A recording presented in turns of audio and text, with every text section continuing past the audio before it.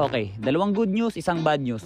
Unang good news muna, nagbabalik na yung Promo Dias event pre. Pero hindi ito yung normal na Promo Dias event pre. Kasi di ba yung mga nakukuha natin noong nakaraan, 800, 900, 1,000. Ngayon, medyo naparami lang siya ng konti. Mga ano lang, mga 2,700 pataas. Perfect! Kasi mula October 25 hanggang November 8, pag nakompleto mo lahat ng mga in-game tasks, makakatanggap ka ng hanggang 825 Promo Dias. Tapos sa November 9, login lang gagawin mo pre. Tapos pag swerte ka, pwede ka makakuha ng 1,111 na diamonds. But wait, there's more. Dahil sa November 7 hanggang 11, meron pa mga top-up tasks na kapag nakompleto mo, magkakaroon ka na naman ng tumataginting na 800 Promo Dias. O, pag-add-add mo lahat ng mga yon pre.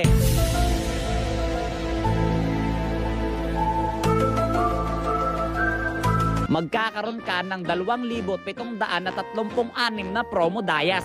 Tagalog na Tagalog para maintindihan mo. Good job! Nice. Napakadaming skin nun boy. Naiisip ko ba kung ilang skin yung mabibili mo sa napakadaming Dias na yon? Ako, hindi ko na kailangan mag-isip pre. Gagamitin ko yun sa Thanos skin. Ha? Yung 1111 skin ni Thanos kasi di ba dadating na sila? Gagamitin ko lahat ng aking Promo Dias sa 1111 Mega Sale.